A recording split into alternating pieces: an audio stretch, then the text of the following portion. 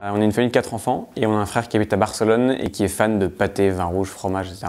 Et du coup, la tradition, c'est que quand il revient à Noël, maman lui offre un panier de victuailles françaises. Et cette année, à Noël, il y avait un pâté de l'abbaye de Bricquebec et on s'est dit avec ma sœur, tiens, c'est marrant, on savait pas que les abbayes vendaient du pâté.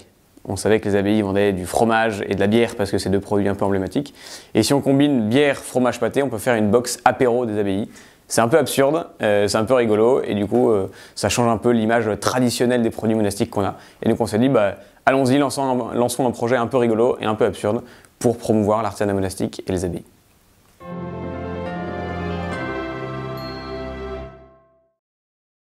Alors Divine Box, c'est une box mensuelle de produits monastiques. Donc tous les mois vous recevez une boîte dans laquelle il y a une sélection de produits monastiques autour d'un thème. Donc il y a le thème de l'apéro, le thème du fromage, le thème du chocolat, du miel, etc. On change de thème tous les mois. Et avec ces produits, il y a un petit livret qui explique tout sur chaque produit et chaque abbaye. La date de fondation, le nombre de moines, l'ordre historique, etc. L'idée étant de mettre en valeur les abbayes et ce qu'elles font de mieux, mais aussi d'expliquer toute leur histoire et toutes leurs évolutions.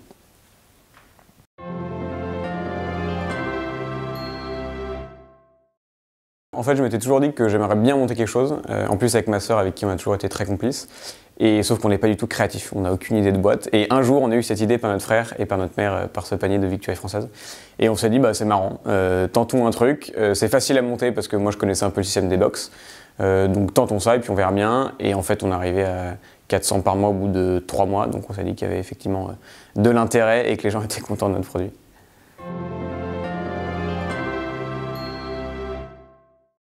On se connaît bien et du coup on peut se parler en franchise et en toute liberté. Contrairement aux autres où on ne connaît pas forcément s'ils sont susceptibles ou pas, s'ils acceptent bien les critiques, etc. Là entre frères et sœurs, on se connaît, du coup on peut se dire les choses très franchement et ça permet de débloquer certaines situations ou d'avancer plus vite et avoir confiance en quelqu'un et pouvoir se dire les choses librement. Pour gérer une boîte, c'est quand même bien plus simple, je trouve.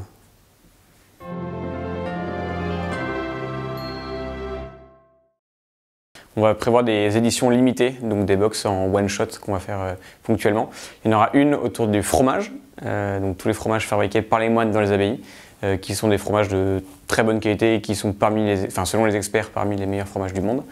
Et puis deuxième box édition limitée, on va faire ça autour du thème de la beauté pour les mamans, pour la fête des mères. Donc on va mettre un petit bain moussant, un savon, une crème pour le corps, etc.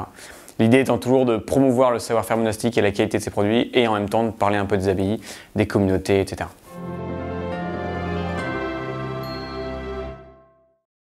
On va parler, je pense, pas mal de notre box de bière trappiste avec toute l'histoire évidemment de Divine Box, donc les évolutions, notre nouvelle box de bière trappiste et montrer que même en 2018, les abbayes sont encore vivantes, qu'il y a plein de choses qui sont faites, que les produits sont parmi les meilleurs du monde, pour les bières trappistes, pour les fromages, etc.